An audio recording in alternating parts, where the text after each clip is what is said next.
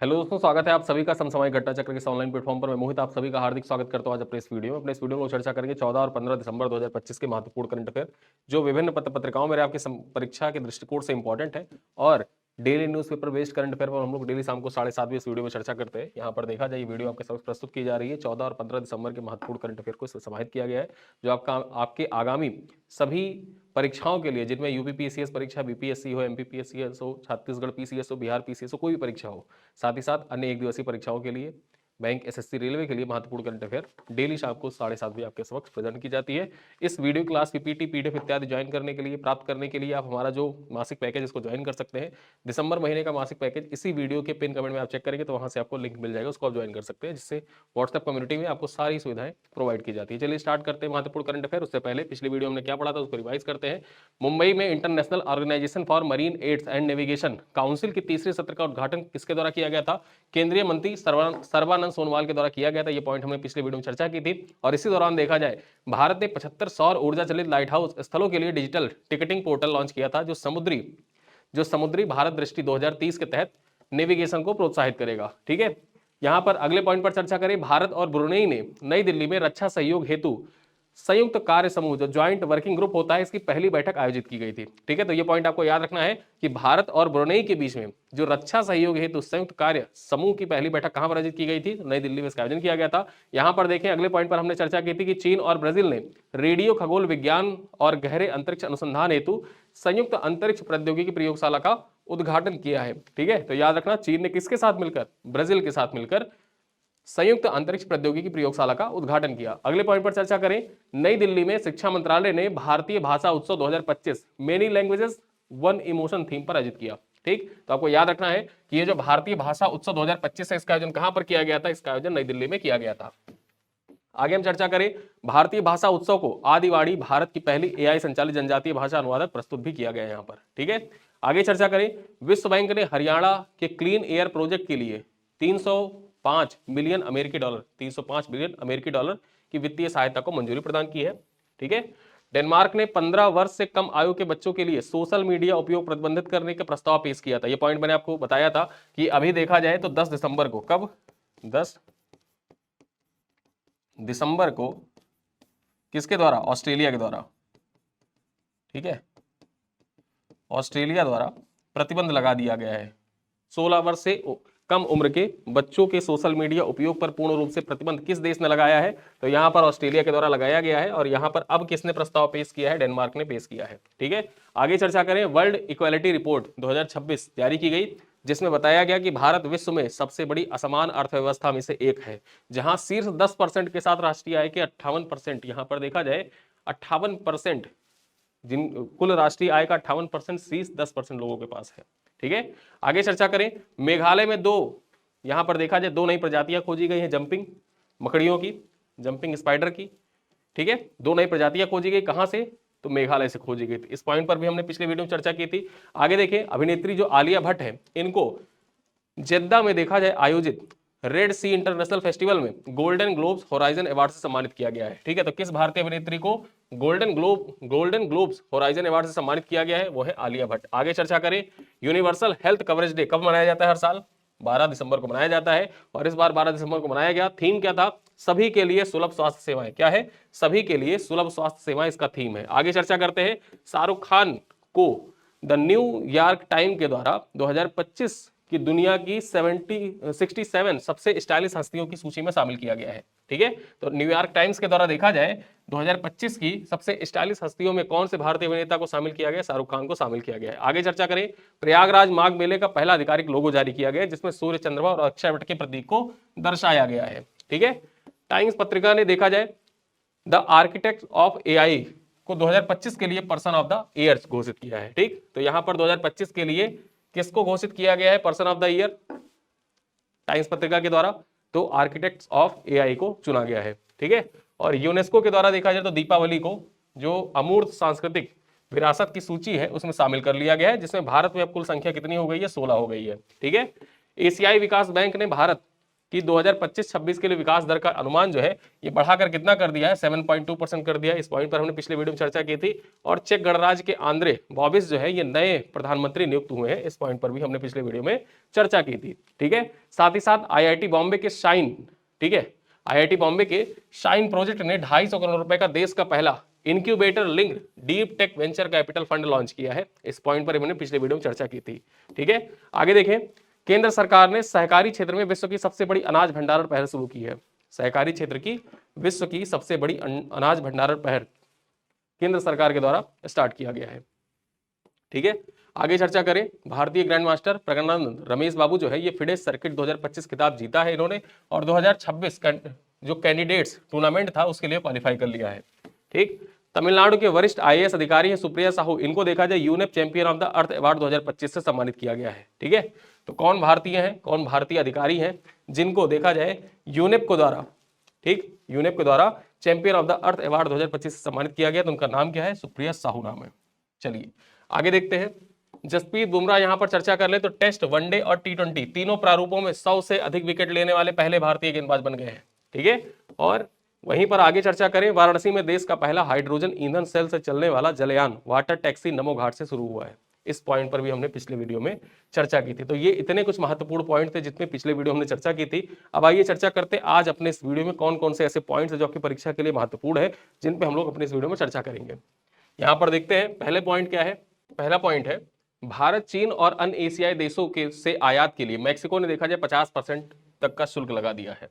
जो 50% टैरिफ भारत पर अमेरिका ने लगा रखा था, सेम वैसा ही टैरिफ देखा जाए तो मैक्सिको फॉलो करते हुए मैक्सिको ने भी अब भारत पर टैरिफ लगा दिया 50% का। ठीक है, तो मैक्सिको ने 1 जनवरी 2026 से भारत, चीन तथा अन्य एशियाई देशों से आयातित 1400 से अधिक उत्पादों पर 50% से अधिक तक टैरिफ की घोषणा की है। ठीक है, यहां पर देखा जाए इन उत्पादों में ऑटोमोबाइल, वस्त्र, इलेक्ट्रॉनिक्स, स्टील और घरेलू सामान शामिल है। इसका उद्देश्य घरेलू उद्योग की सुरक्षा करना है, घरेलू उद्योगों को सुरक्षा करना। मतलब उद्देश्य क्या बताया गया है कि मैक्सिको क्या कह रहा है कि हमारे जो घरेलू उद्योग है उनको सुरक्षित करने के लिए, साथ ही साथ जो व्यापार असंतुलन है उसको कम करने के उद्देश्य से मैक्सिको कह रहा है कि हमने टैरिफ लगाया है।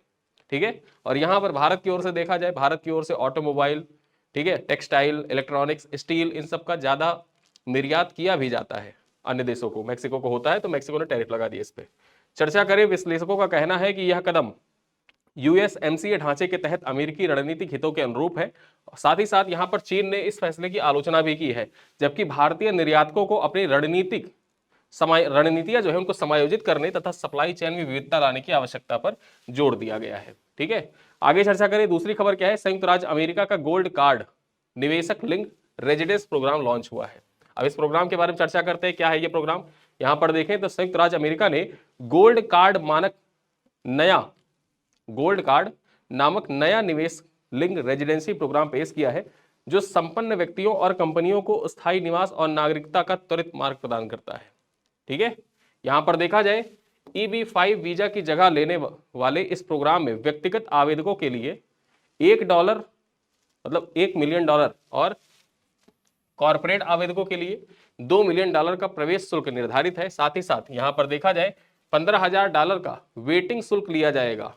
नौकरी सृजन आवश्यकताओं को हटाकर यह योजना वैश्विक प्रतिभा को आकर्षित करने, उच्च कौशल स्नातकों को बनाए रखने और अमेरिकी ट्रेजरी में पर्याप्त धन प्रवाह सुनिश्चित करने का लक्ष्य रखती है, जिससे अमेरिका की वैश्विक उच्च कौशल आप्रवासन प्रतिस्पर्धा में वृद्धि होगी। ठीक है, चलिए अगली खबर पर चर्चा करते हैं। Google for startups hub launch किया गया है। अब ये गूगल फॉर स्टार्टअप्स हब जो है इसके बारे में चर्चा कर लेते हैं, क्या है महत्वपूर्ण खबर। भारत की नवाचार पारिस्थितिकी तंत्र को बड़ा प्रोत्साहन मिला है जब हैदराबाद के टी हब में गूगल फॉर स्टार्टअप्स हब का उद्घाटन हुआ। यह पहल गूगल और तेलंगाना सरकार के सहयोग से स्थापित की गई है। ठीक है, तो ये पॉइंट याद रखिएगा कि गूगल फॉर स्टार्टअप्स हब जो लॉन्च किया गया है ये किसकी संयुक्त पहल है, तो गूगल और तेलंगाना सरकार की संयुक्त पहल है। और इसी वजह से देखा जाए ये पॉइंट आपके एग्जाम के दृष्टिकोण से इंपॉर्टेंट भी हो जाता है। इस हब में AI केंद्रित स्टार्टअप्स को 1 वर्ष के लिए मुफ्त कोवर्किंग स्पेस, AI/ML उत्पादक विकास, UX और गो टू मार्केट रणनीतियों में मार्गदर्शन और चयनित निवेशकों तक पहुंच प्रदान की जाएगी। यहां पर देखा जाए तो महिलाओं, Tier 2 प्रतिभाओं और विश्वविद्यालय नवप्रवर्तकों के लिए विशेष कार्यक्रम के माध्यम से प्रयोग और बाजार पहुंच को तेज किया जाएगा, जिससे भारत को वैश्विक गहन तकनीकी स्टार्टअप हब के रूप में मजबूती प्रदान किया जा सके। ठीक है, आगे चर्चा करते हैं इफ्को साहित्य सम्मान 2025 के बारे में चर्चा कर लेते हैं। यहां पर देखा जाए इफ्को के द्वारा आयोजित इफ्को साहित्य सम्मान 2025 में वरिष्ठ लेखिका है मैत्रेयी पुष्पा। ठीक है, मैत्रेयी पुष्पा को इफ्को साहित्य सम्मान और अंकिता जैन को इफ्को युवा साहित्य सम्मान दिया गया है। ठीक है, इस बार 2025 के लिए जो इफ्को साहित्य सम्मान है किसको दिया जाएगा? मैत्रेयी पुष्पा को दिया जाएगा। और वहीं पर इफ्को युवा साहित्य सम्मान किसको प्रदान किया जाएगा? ये अंकिता जैन को प्रदान किया जाएगा। ये दोनों नाम आपको याद रखना है। यहां पर देखा जाए ये सम्मान 30 दिसंबर 2025 को नई दिल्ली में प्रदान किया जाएगा। ठीक है, चर्चा कर ले तो जो मैत्रेयी पुष्पा है, मैत्रेयी पुष्पा को ग्रामीण स्त्री जीवन और बुंदेलखंड की सामाजिक यथार्थ के सशक्त चित्रण के लिए 11 लाख रुपए की पुरस्कार राशि प्रदान की जाएगी। और वहीं पर जो अंकिता जैन है, अंकिता जैन को उनकी पुस्तक ओह रे किसान के लिए 2.5 लाख रुपए का युवा साहित्य सम्मान मिलेगा, जो छोटे किसानों की समस्याओं पर आधारित है। ठीक है, तो इसी वजह से ये जो पॉइंट है, अवार्ड है, ये इंपॉर्टेंट हो जाता है। इफ्को साहित्य सम्मान किसको किसको प्रदान किया जाएगा? ये दोनों नाम आपको याद रखना है, मैत्रेयी पुष्पा और अंकिता जैन का नाम। ठीक है, यहां पर देखा जाए ये सम्मान का उद्देश्य, इस सम्मान का उद्देश्य ग्रामीण जीवन और कृषि संस्कृति पर लेखन करने वाले साहित्यकारों को प्रोत्साहित करना है। चलिए अगली खबर पर चर्चा करते हैं। भारत के नए मुख्य सूचना आयुक्त कौन बन गए हैं? Chief information commissioner. यहां पर देखा जाए कौन बन गए हैं? CIC के बारे में चर्चा करते हैं। ठीक है, CIC के बारे में चर्चा करते हैं। यहां पर देखा जाए राजकुमार गोयल। ठीक है, राजकुमार गोयल जो है ये भारत के नए मुख्य सूचना आयुक्त बन गए हैं, CIC बन गए हैं। भारत के नए CIC कौन है? राजकुमार गोयल इनका नाम है। 1990 बैच के ये देखा जाए IAS अधिकारी हैं और राष्ट्रपति द्रौपदी मुर्मू ने इनको शपथ दिलाई है। चर्चा कर लेते हैं। उनका चयन प्रधानमंत्री, गृह मंत्री और नेता प्रतिपक्ष की समिति के द्वारा किया गया है। इससे पहले वे न्याय विभाग में सचिव रह चुके हैं। ठीक है, ये जो राजकुमार गोयल है ये पहले न्याय विभाग में सचिव के पद पर तैनात थे और अब इनको क्या बना दिया गया है? CIC बना दिया गया है। इसके साथ ही केंद्रीय सूचना आयोग में 8 नए आयुक्तों की भी नियुक्ति की गई है। मुख्य सूचना आयुक्त का पद सितंबर से खाली था। ठीक है, सितंबर से खाली था। कोई मतलब हीरालाल समरिया थे, उनके स्थान पर देखा जिनका पद मतलब सितंबर उन्होंने अपना पद छोड़ा था, उसके बाद से पद खाली था। और अब देखा जाए राजकुमार गोयल को CIC का पद दे दिया गया है और आयोग में एक CIC तथा अधिकतम 10 सूचना आयुक्त होते हैं। ठीक है, जो ये CIC का पद है यहाँ पर देखा जाए एक CIC होते हैं, साथ ही साथ यहाँ पर 10 सूचना आयुक्त भी होते हैं इस केंद्रीय सूचना आयोग में। ठीक, केंद्रीय सूचना आयोग में। चलिए आगे चर्चा करते हैं। पूज्य बापू ग्रामीण रोजगार योजना के बारे में देख लेते हैं। अब जो मनरेगा योजना थी, मनरेगा योजना का नाम परिवर्तित, पहले उसका नाम नरेगा था, फिर नरेगा से मनरेगा किया गया और अब उसका नाम परिवर्तित कर पूज्य बापू ग्रामीण रोजगार योजना रखी जाएगी। ऐसा प्रस्ताव रखा जा रहा है, ऐसा विचार किया जा रहा है। ठीक है, यहाँ पर देखा जाए मनरेगा योजना में बदलाव की तैयारी की जा रही है। सरकार इसका नाम बदलकर पूज्य बापू ग्रामीण रोजगार योजना रखने पर विचार कर रही है। यहाँ पर देखा जाए साथ ही ग्रामीण परिवारों को मिलने वाले रोजगार की सीमा जो थी 100 दिन से बढ़ाकर कितनी कर दी जाएगी? 125 दिन कर दी जाएगी। ठीक है, ये संभावना व्यक्त की जा रही है और ये बदलाव अमरजीत सिन्हा समिति की सिफारिश पर। ये पॉइंट आपको याद रखना है। ये आप जो कमेटी है, इस कमेटी का नाम आपकी परीक्षा के लिए इंपॉर्टेंट हो जाता है। कौन सी कमेटी के सुझाव पर?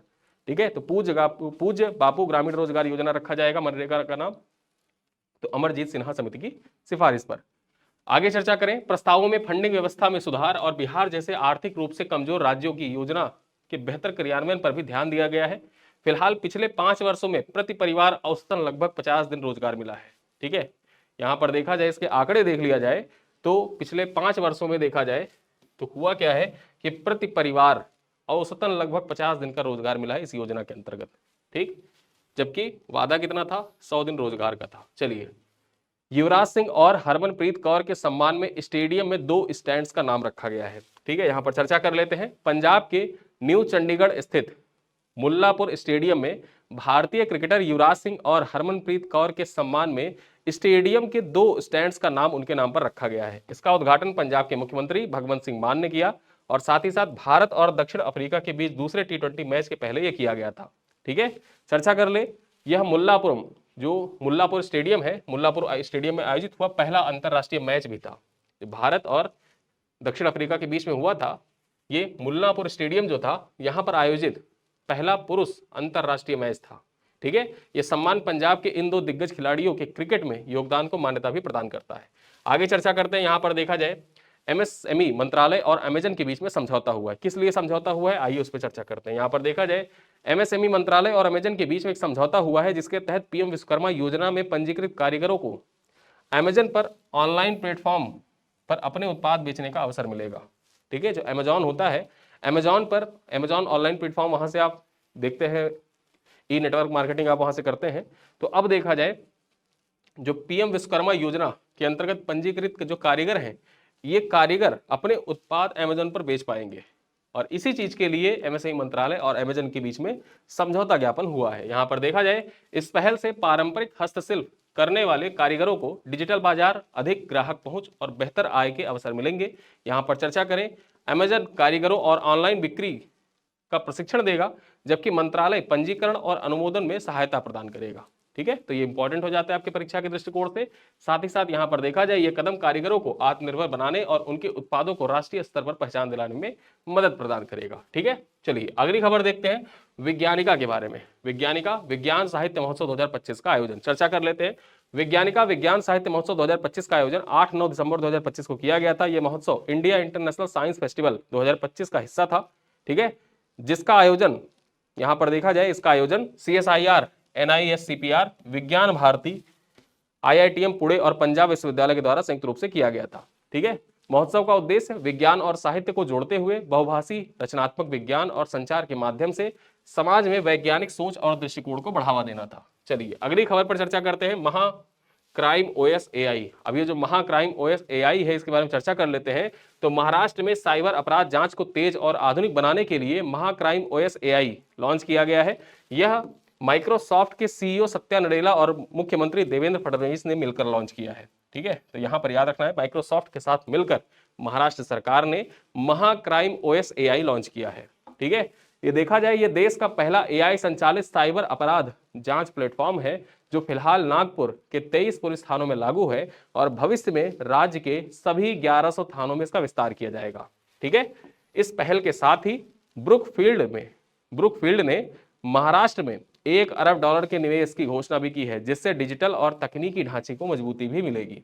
तो यह आपके परीक्षा के दृष्टिकोण से जो साइबर अपराध है, साइबर अपराध में भारत की ओर से क्या प्रयास किए जा रहे हैं, उन प्रयासों में अगर देखा जाए तो एक आप उदाहरण के तौर पर महाराष्ट्र राज्य सरकार का ये महा crime OS AI operating system के बारे में मेंशन कर सकते हैं, लिख सकते हैं। चलिए आगे देखते हैं, अमन जैन मेटा इंडिया के सार्वजनिक नीति के प्रमुख नियुक्त किए गए हैं। ठीक है, यहां पर चर्चा करते हैं, मेटा इंडिया, मेटा जो पहले फेसबुक होता था, फेसबुक अब उसका नाम परिवर्तित कर दिया गया, उसको मेटा के नाम से जाना जाता है, और मेटा इंडिया ने अमन जैन को अपना नया हेड ऑफ पब्लिक पॉलिसी नियुक्त करने की घोषणा की है। यह नियुक्ति ऐसे समय में की गई है जब मेटा भारत में डिजिटल और नियामकीय परिदृश्य में अपनी भागीदारी को और मजबूत कर रहा है।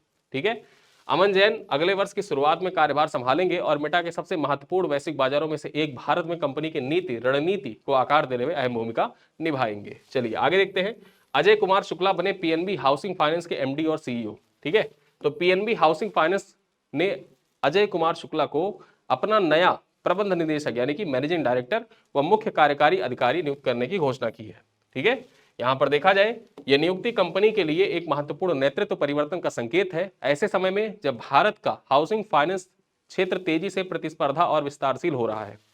अपने बैंकिंग और वित्तीय सेवाओं के लंबे अनुभव के साथ अजय कुमार शुक्ला से संगठन को अगले विकास चरण में मार्गदर्शन देने की अपेक्षा भी की जा रही है। तो आपको इतना याद रखना है कि ये जो PNB हाउसिंग फाइनेंस के MD CEO कौन बने हैं, अजय कुमार शुक्ला बने हैं। नियुक्तियों के दृष्टिकोण से पॉइंट इंपॉर्टेंट हो जाता है आपके एग्जाम के लिए।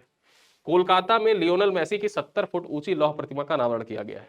ठीक है, कोलकाता का देखा जाए जो साल्ट लेक स्टेडियम है, साल्ट लेक स्टेडियम वहां पर आए हुए थे, और देखा जाए तो भारत की फुटबॉल राजधानी कहे जाने वाले कोलकाता ने खेल इतिहास में एक और गौरवपूर्ण अध्याय जोड़ते हुए फुटबॉल के महानायक लियोनेल मेसी की 70 फुट ऊंची लोहे की प्रतिमा स्थापित की है। यहां पर देखें, माना जा रहा है कि ये दुनिया की सबसे बड़ी मेसी की प्रतिमा है, मेसी की सबसे बड़ी प्रतिमा है दुनिया में।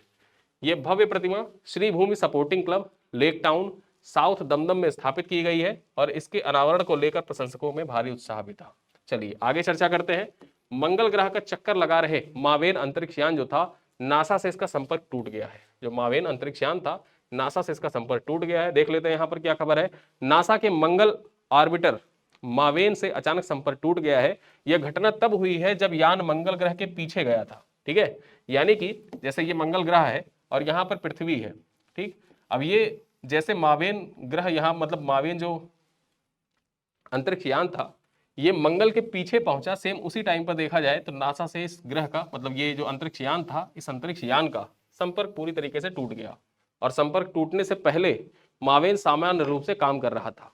ठीक है, यहां पर देखा जाए नासा ने इस घटना के तुरंत बाद तकनीकी और इंजीनियरिंग जांच शुरू कर दी है। फिलहाल किसी बड़ी तकनीकी खराबी या यान को नुकसान होने की पुष्टि नहीं हुई है। गौरतलब है कि मावेन पिछले 10 वर्षों से अधिक समय से मंगल की कक्षा में सक्रिय था और नासा के सबसे महत्वपूर्ण वैज्ञानिक मिशनों में से एक रहा है। ये पॉइंट आपको याद रखना है कि हाल ही में चर्चा में रहा मावेन मिशन किस ग्रह से संबंधित था। नासा का मावेन मिशन किस ग्रह से संबंधित था, तो ये मंगल से संबंधित था। या ऐसा पूछ ले कि हाल ही में ऐसा कौन सा नासा का अंतरिक्ष यान था जो मंगल ग्रह का चक्कर काट रहा था पिछले 10 सालों से और वह उससे संपर्क टूट गया या वह खो गया अचानक से, मतलब अंतरिक्ष में खो गया। ऐसा सवाल आपसे पूछे तो आपको याद रखना होगा मावेन अंतरिक्ष यान। ठीक है, चलिए आगे देखते हैं। पूर्व गृह मंत्री शिवराज सिंह पाटिल का निधन हो गया है। तो कांग्रेस के वरिष्ठ नेता और पूर्व केंद्रीय मंत्री शिवराज सिंह पाटिल का 12 दिसंबर 2025 को महाराष्ट्र के लातूर में निधन हो गया। वे 90 वर्ष के थे। 90 वर्ष की आयु में लातूर में इनका निधन हो गया है।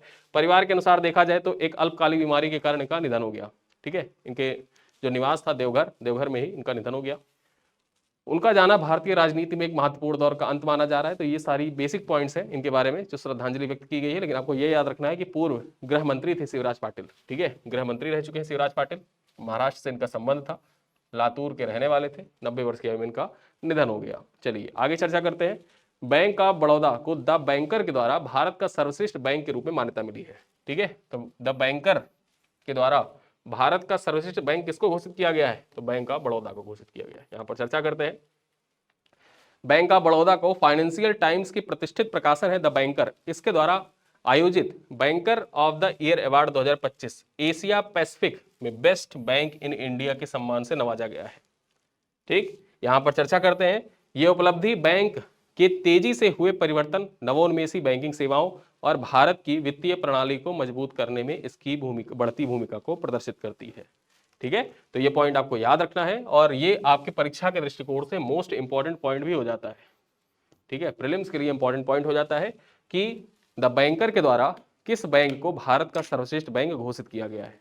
तो यहां पर उस बैंक का नाम है बैंक ऑफ बड़ौदा। और इसी के साथ देखा जाए तो आज के जो महत्वपूर्ण करंट अफेयर थे वो यहीं पर होते हैं समाप्त। वीडियो को यहीं पर हम लोग करेंगे समाप्त और इस वीडियो का एमसीक्यू आप ऐप पर जाकर सॉल्व कर सकते हैं। साथ ही साथ इसकी क्लास पीडीएफ पीपीटी इत्यादि आपको व्हाट्सएप ग्रुप में शेयर कर दी जाएगी। ठीक, तो इसी के साथ इस वीडियो करते हैं पर समाप्त। वीडियो कैसा लगा आप कमेंट बॉक्स में बता सकते हैं। पसंद आया तो वीडियो को लाइक किया करें, अपने दोस्तों के साथ साझा करें। मिलते हैं अगली क्लास में, तब तक के लिए बहुत बहुत धन्यवाद।